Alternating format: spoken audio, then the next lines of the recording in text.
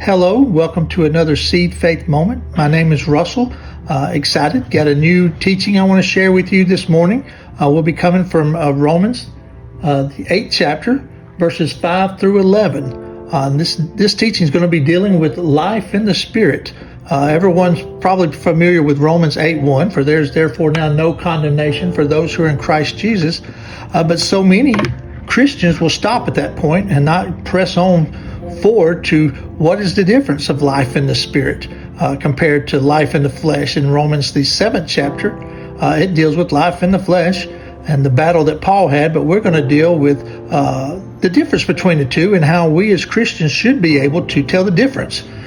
So looking at verse 5, it says, "For those who live according to the flesh set their minds on things of the flesh." So let's just stop right there. If you're going to live according to your flesh, which is your five senses, your body part, your body, soul, and spirit. Your body is your flesh, your soul is your mind, and your spirit is your spirit, man. But if you're going to live according to the flesh, you're going to set your mind on things of the flesh. That are going to be the things that are important to you. But those who live according to the Spirit set their minds on the things of the Spirit. So there's definitely is a difference between living in the flesh and living in the Spirit. And we should be able, as individuals, to know the difference. We should know if we're living in the flesh, if our desires are not godly desires, but they're things that the flesh is wanting. You should be able to know that immediately and be able to take action against that. Because when the flesh desires something, it sends signals to the brain that tells the brain, "Hey, look, this is what I want. I want this." At the same time, your spirit man is speaking to you and saying, "No, you should want this. You should want this." So your mind has to decide which direction it's going to go in. So verse 6 says, "For to set the mind on the flesh is death." That is a black and white situation. If you're going to set your mind on fleshly things, on things that feel good to you, the consequences of that is death. But to set the mind on the Spirit is life and peace. Now that should be easy to weigh out. Do I want death or do I want life and peace? So you've got a choice to make.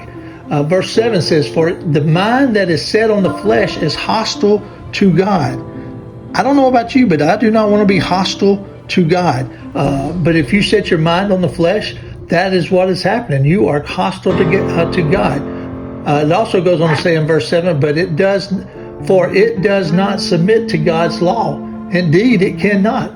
Verse 8, "Those who are in the flesh cannot please God." If you want to be a God pleaser, you cannot live in the flesh and satisfy the desires that your flesh is wanting. Verse 9, "You, however, are not in the flesh, but in the Spirit, if in fact the Spirit of God dwells in you." So the only way you're going to be able to abide in the Spirit is if the Spirit of God dwells inside of you, if the Holy Spirit reigns inside of you. Goes on to say in verse 9, "Anyone who does not have the Spirit of God does not belong to him." So you don't even belong to God. You're not even a child of God. Verse 10, "But if Christ is in you, although the body is dead because of sin, the Spirit is life because of righteousness.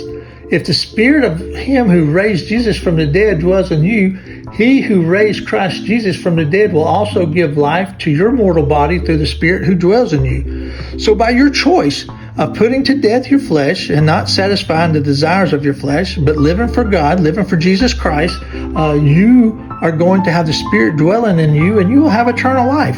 That is to me, a black and white situation, a cut and dry situation. Listen, you have a choice to make. And I know it's difficult, but if you will center yourself around the Word of God and around people that are going to help lift you up, it is going to be easy to make that decision to live for Jesus Christ. If you live around worldly people who are always influencing you, if you're constantly watching the news and things that are going on in this world, the commercials and all, it's going to influence you for worldly things, and the consequences of that are death, unfortunately. So I encourage you, choose life, choose Jesus Christ, choose life and the Spirit, and pray that the Holy Spirit will help you put to death and crucify your flesh. Crucify your flesh, have life in the Spirit. I love you guys very much, and you all have a blessed day.